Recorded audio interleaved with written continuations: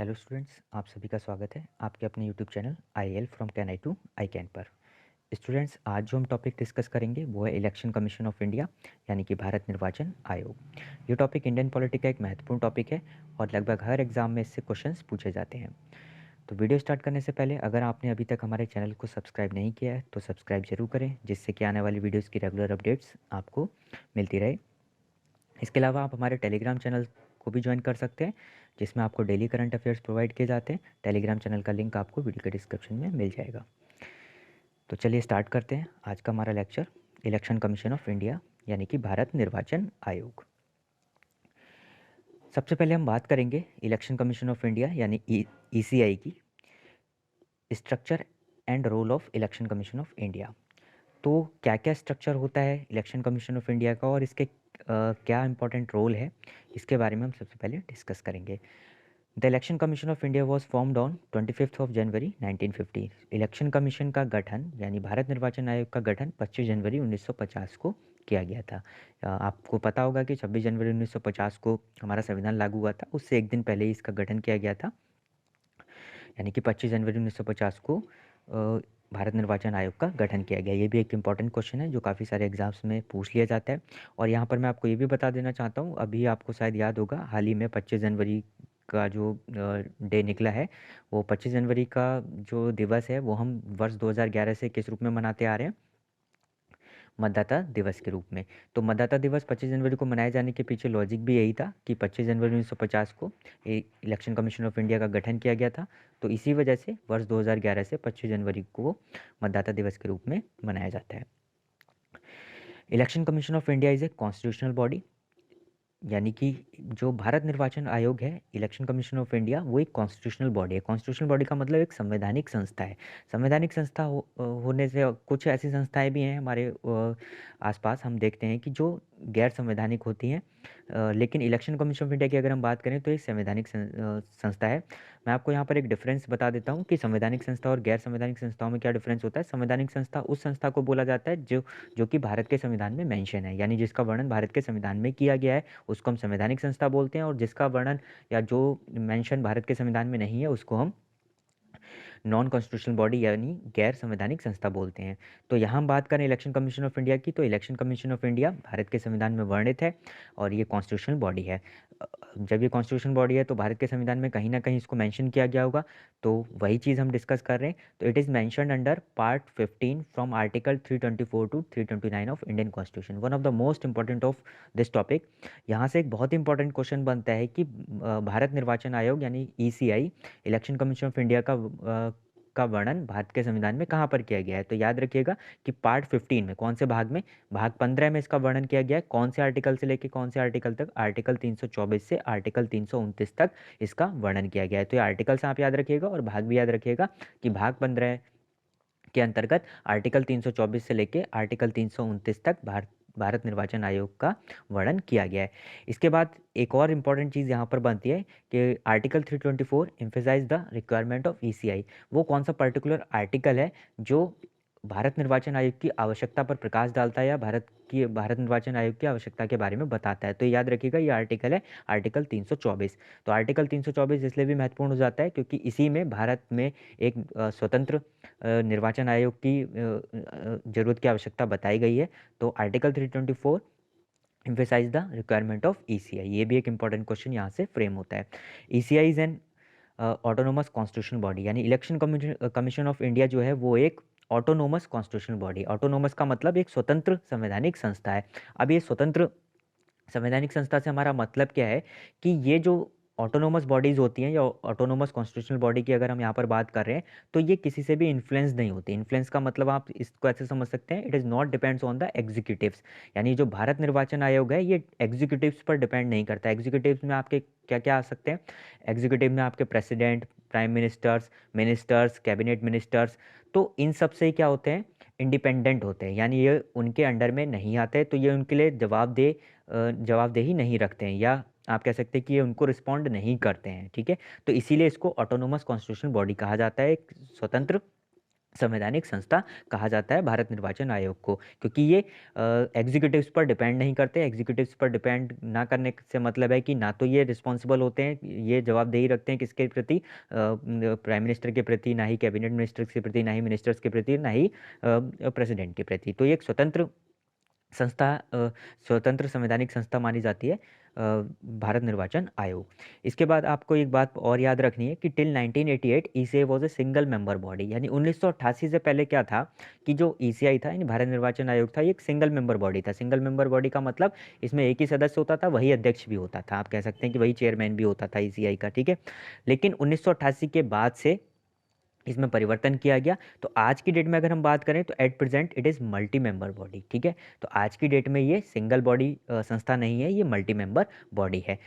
तो at present election commission of India has 3 members. तो वर्तमान में अगर हम इसके संरचना की बात करें या इसके स्ट्रक्चर की बात करें तो वर्तमान में election commission of India has 3 members. इसके 3 सदस्य होते हैं, यानी 3 मेंबर की ये बॉडी है। One is chief election commissioner, जिसमें से एक चीफ इलेक्शन कमिश्नर होता है, और 2 इलेक्शन कमिश्नर्स होते हैं। तो याद रखिएगा कि एट प्रेजेंट जो इसका स्ट्रक्चर है वो कुछ इस प्रकार से है कि इसमें एक चीफ इलेक्शन कमिश्नर होता है और साथ ही साथ 2 इलेक्शन कमिश्नर्स होते हैं। तो ये 3 मेंबर बॉडी बनती है। All the 3 members have equal powers. अब हम बात कर लेते हैं कि जो 3 मेंबर की बॉडी है तो इसके जो मेंबर्स हैं उनके बारे में थोड़ा डिस्कस करते हैं। तो all the 3 members have equal powers, equal salary and other allowances. तो ये भी एक बहुत इंपॉर्टेंट बात याद रखने वाली यहाँ पर यह है कि जो 3 मेंबर्स होते हैं इनकी इक्वल पावर्स होती है, इक्वल सैलरी एंड जो भी अलग से इनको भत्ते मिलते हैं, अलाउंसेस मिलते हैं, वो सब भी समान होते हैं। केवल फ़र्क कहाँ पर है, डेजिग्नेशन का फ़र्क है, पोस्ट का नाम चेंज है और कुछ नहीं। एक चीफ इलेक्शन कमिश्नर हो गया, बाकी 2 इलेक्शन कमिश्नर्स हो गए। इसके अलावा सैलरी सेम है, उनकी पावर सेम है और अलाउंसेस सेम है। अब आप ये समझ रहे, यहाँ पर आपके दिमाग में क्वेश्चन ये आ रहा होगा कि अगर उनकी पावर सेम है तो डिसीजन कैसे लिया जाता होगा। तो यहाँ पर डिसीजन की जो बात आती है, ये 3 मेंबर बॉडी है। 3 मेंबर बॉडी में यहाँ पर मेजॉरिटी प्रिंसिपल को फॉलो किया जाता है, यानी अगर किसी चीज़ को मान लीजिए कि कोई भी चीज़ पे डिसीजन लेना है, तो अगर उस पर चीफ कमिश्नर अपनी सहमति दे रहे हैं तो बाकी 2 की भी वोटिंग की इंपॉर्टेंस यहाँ पर है। तो जो मेजॉरिटी में होंगे, जिसके वोट मेजॉरिटी में होंगे वही डिसीजन फाइनल होगा, ठीक है। तो यहाँ पर ये तीनों की इक्वल पावर्स है, इक्वल सैलरी, और जो भी भत्ते उनको मिलते हैं वो सब सेम रहते हैं। The main role and significance of ECI is to ensure free and fair election all over the India. सबसे इंपॉर्टेंट बात आपको यहाँ पर ये याद रखनी है कि अगर हम इसके रोल और सिग्निफिकेंस की बात करें तो ईसीआई का जो मेन रोल है या सिग्निफिकेंस है वो क्या है, फ्री एंड फेयर इलेक्शन कराना। वो पक्षपात नहीं करता, वो सभी पार्टियों को समान रूप से देखता है। भारत निर्वाचन आयोग सभी पार्टियों को समान महत्व देता है, उसके लिए कोई पार्टी अच्छी नहीं है, कोई पार्टी बुरी नहीं है। तो ये फ्री एंड फेयर इलेक्शन कराना इसका मेन रोल और मेन सिग्निफिकेंस भी है। तो पूरे भारत में जो फ्री एंड फेयर इलेक्शंस होंगे वो इलेक्शन कमीशन ऑफ इंडिया के द्वारा कराए जाते हैं। ECI is an all India body because it conducts election for both centre and state. साथ ही साथ ये भी याद रखिएगा कि ईसीआई यानी इलेक्शन कमीशन ऑफ इंडिया एक ऑल इंडिया बॉडी है। इसको ऑल इंडिया बॉडी क्यों माना जाता है, क्योंकि ये सेंटर के साथ साथ यानी केंद्र सरकार के साथ साथ राज्यों के लिए भी चुनाव कराते हैं, ठीक है। तो जो भारत निर्वाचन आयोग है वो ऑल इंडिया बॉडी है, क्योंकि ये केंद्र के साथ साथ राज्यों में भी चुनाव कराने की जिम्मेदारी किसकी रहती है, इलेक्शन कमीशन ऑफ इंडिया की रहती है, इसीलिए इसको ऑल इंडिया बॉडी कहा जाता है।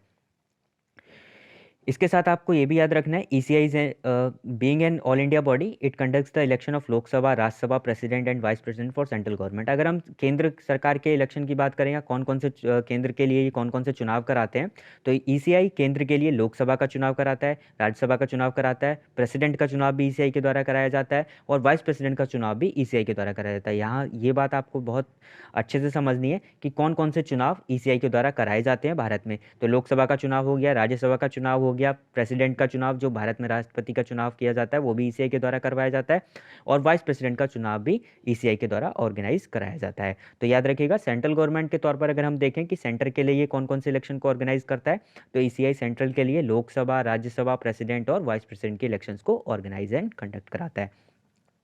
फॉर स्टेट की अगर हम बात करें तो it conducts the elections of legislative council. State में, राज्यों में ये लेजिस्लेटिव काउंसिल जिसको हम विधानसभा बोलते हैं और लेजिस्लेटिव असेंबली विधान परिषद दोनों के चुनाव कराते हैं। जिन राज्यों में आपको पता है कुछ राज्य ऐसे हैं जहाँ पर बाइकैमरलिज्म है, बाइकैमरलिज्म द्विसदनात्मक व्यवस्था है, 6 राज्य ऐसे हैं, मैं पहले के वीडियोज़ में आपको बता चुका हूँ। भारत में आज भी 6 राज्य ऐसे हैं जहाँ पर विधानसभा के साथ साथ विधान परिषद भी है। बाकी राज्यों में यूनिकैमरल सिस्टम है, यानी केवल क्या होती है, विधानसभा होती है।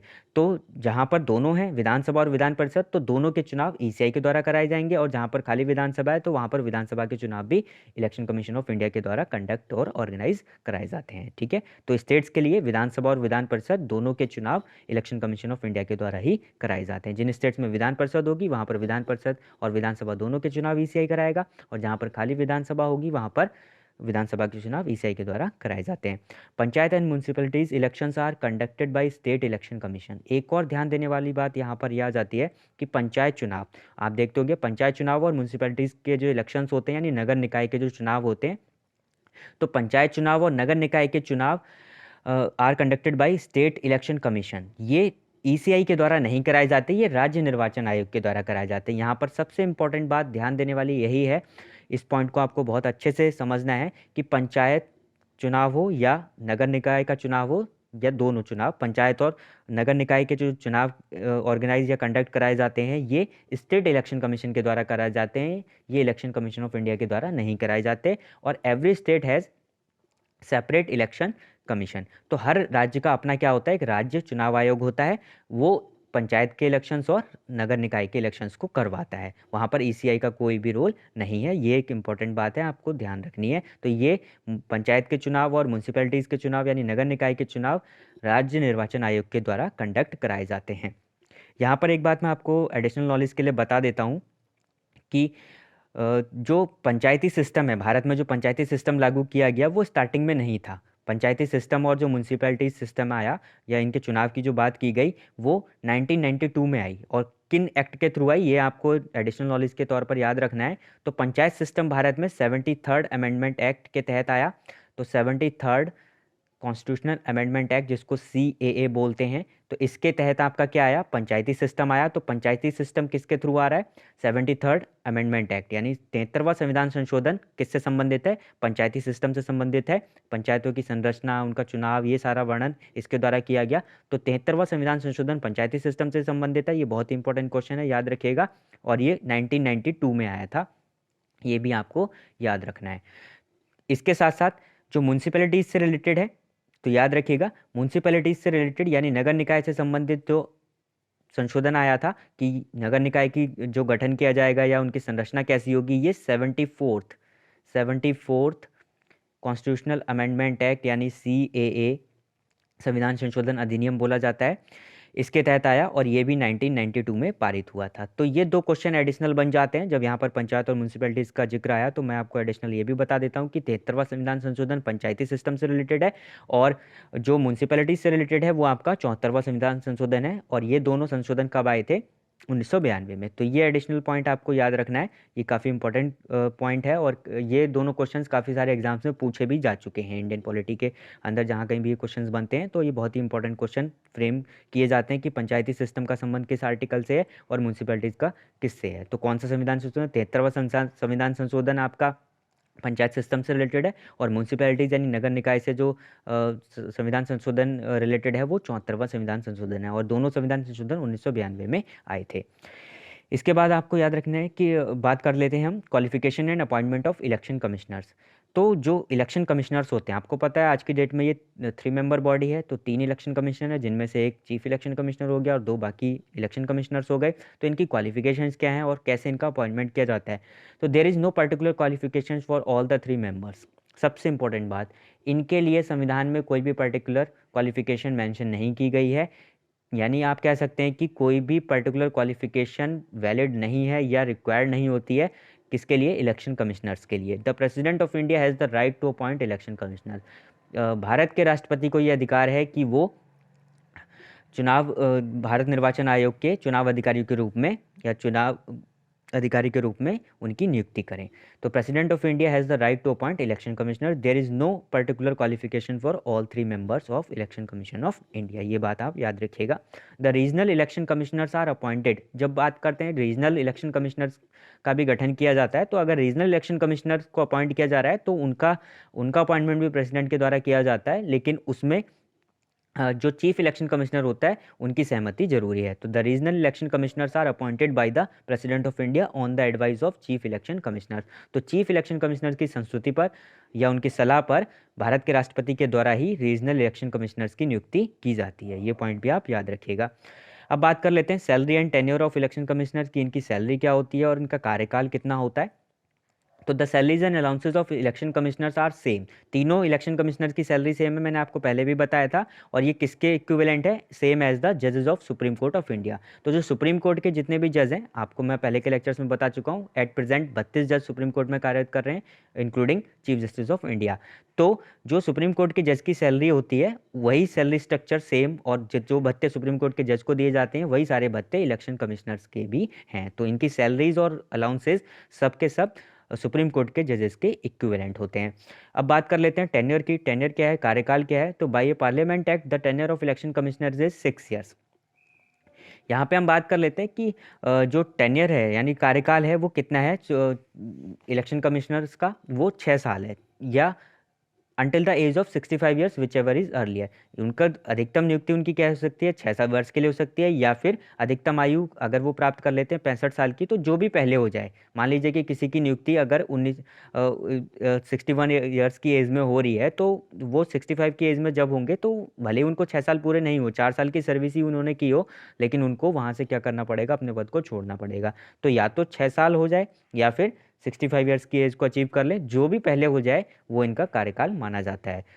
तो और ये याद रखिएगा कि भारत के मूल संविधान में इनके कार्यकाल को लेकर कोई भी समय सीमा निर्धारित नहीं की गई है। इसके लिए एक पार्लियामेंट एक्ट लाया गया था जिसके तहत 6 वर्ष या फिर 65 वर्ष की अधिवर्षता आयु जो भी पहले हो जाए उसका प्रावधान किया गया। तो ये पार्लियामेंट एक्ट आया था जिसके तहत ये डिसीजन लिया गया कि 6 वर्ष या फिर 65 वर्ष की अधिवर्षता आयु। तो याद रखिएगा, मूल संविधान में ऐसा कोई भी वर्णन नहीं किया गया था कि चीफ इलेक्शन कमिश्नर या इलेक्शन कमिश्नर का कार्यकाल कितना होगा। यहाँ पर एक बात और आपको याद रखनी है कि 1988 का ईयर जो मैंने आपको अभी बताया था, तो 1988 में, यानी उससे पहले सिंगल मेंबर बॉडी हुआ करती थी, तो 1988 का जो वर्ष है वो एक वजह से और भी फेमस है, या एक वजह से और भी इम्पोर्टेंस रखता है अपनी, वो है वोटिंग एज। तो वोटिंग एज की अगर हम बात करें तो वर्ष 1988 में यानी 1988 में ही वोटिंग एज को रिड्यूस किया गया था 21 टू 18 ईयर्स। आज की डेट में आप देखते हैं कि मत देने का अधिकार यानी हमें अपने वोट देने का अधिकार कितनी एज में, 18 साल के अगर हम हो जाते हैं तो हम अपने मताधिकार का प्रयोग कर सकते हैं। लेकिन 1988 से पहले ये वोटिंग एज कितनी थी, 21 वर्ष थी। 1988 में एक कॉन्स्टिट्यूशनल अमेंडमेंट एक्ट, और उसको बोला जाता है 61वां संविधान संशोधन। तो 61st कॉन्स्टिट्यूशनल अमेंडमेंट एक्ट के द्वारा ये प्रोविज़न पास किया गया कि अब वोटिंग एज 21 वर्ष ना होकर कितनी होगी, 18 वर्ष होगी। तो ये भी इंपॉर्टेंट क्वेश्चन आप याद रखिएगा कि वर्ष 1988 में ही एक संविधान संशोधन आया जिसको 61वां संविधान संशोधन कहते हैं, और उसके तहत वोटिंग एज को 21 वर्ष से 18 वर्ष में रिड्यूस किया गया, और ये आज भी विद्यमान है। आज भी जो वोटिंग एज है वो हमारी 18 वर्ष है, लेकिन 1988 से पहले ये 21 वर्ष हुआ करती थी। इसके बाद हम बात करते हैं रिमूवल ऑफ इलेक्शन कमिश्नर्स की। रिमूवल कैसे किया जाता है इलेक्शन कमिश्नर्स का। If an election commissioner wants to resign from his post, he address his resignation to the president of India। यानी अगर इलेक्शन कमिश्नर्स को रिजाइन करना है, चाहे वो चीफ इलेक्शन कमिश्नर ही क्यों ना हो, तो अगर उनको रिजाइन करना है तो वो अपना त्यागपत्र किसको सौंपेंगे, प्रेसिडेंट को सौंपेंगे। इसके अलावा on violation of Indian constitution the election commissioners can be removed. अगर संवैधानिक अधिकारों का हनन होता है या संविधान की गरिमा को ठेस पहुंचती है, तो उस स्थिति में इलेक्शन कमिश्नर्स को अपने पद से हटाया भी जा सकता है। तो election commissioners can be removed from his post bye the president of India through a parliament resolution with 2/3 majority. तो उसका प्रोसीजर क्या है कि वो हटाया राष्ट्रपति के द्वारा ही जाएगा, लेकिन डायरेक्ट राष्ट्रपति उसको नहीं हटा सकते। उसके लिए पहले पार्लियामेंट में एक रेजोल्यूशन पास किया जाता है 2/3 मेजोरिटी के साथ, यानी पार्लियामेंट में, लोकसभा और राज्यसभा में एक रेजोल्यूशन पास किया जाएगा और उसमें 2/3 बहुमत का होना जरूरी है। अगर वो पार्लियामेंट रेजोल्यूशन पास हो जाता है तभी राष्ट्रपति क्या कर सकते हैं, इलेक्शन कमिश्नर को उनके पद से हटा सकते हैं। तो ये रिमूवल का प्रोसीजर भी आप याद रखिएगा, ये पार्लियामेंट रेजोल्यूशन के थ्रू होता है, और मेजोरिटी इसमें कितनी होती है, 2/3 की मेजोरिटी होती है। तो आप कह सकते हैं कि इनडायरेक्टली प्रेसिडेंट को ही हटाना है, लेकिन वो डायरेक्ट उनकी अथॉरिटी में नहीं है इलेक्शन कमिश्नर्स को हटाना। उसके लिए पार्लियामेंट में रेजोल्यूशन पास कराना पड़ता है 2/3 मेजोरिटी के साथ। कुछ फैक्ट्स याद कर लेते हैं। तो अगर यहाँ से जो कुछ इंपॉर्टेंट क्वेश्चन बन जाते हैं, फर्स्ट इलेक्शन कमिश्नर की अगर हम बात करें तो प्रथम चुनाव आयुक्त हमारे कौन हुए थे, तो प्रथम चुनाव आयुक्त थे मिस्टर सुकुमार सेन, ये याद रखिएगा। और एट प्रेजेंट की अगर हम बात करें तो प्रेजेंट चीफ इलेक्शन कमिश्नर या मुख्य चुनाव आयुक्त इस समय हमारे कौन है, मिस्टर सुशील चंद्रा। और जो अदर टू इलेक्शन कमिश्नर्स हैं या जो अन्य चुनाव आयुक्त हैं, उनके नाम है मिस्टर राजीव कुमार और दूसरे हैं मिस्टर अनूप चंद्र पांडे। ये चेंज होते रहते हैं, तो आप इनसे अपडेट रहिएगा। और अगर हम हेडक्वार्टर की बात करें तो इलेक्शन कमिश्नर ऑफ इंडिया का हेडक्वार्टर जो है वो भारत निर्वाचन आयोग का हेडक्वार्टर कहाँ पर है, न्यू दिल्ली में। तो ये था हमारा आज का lecture election commission of India के ऊपर। वीडियो अगर आपको पसंद आया हो तो आप इसको लाइक शेयर और सब्सक्राइब जरूर करिएगा। Thank you.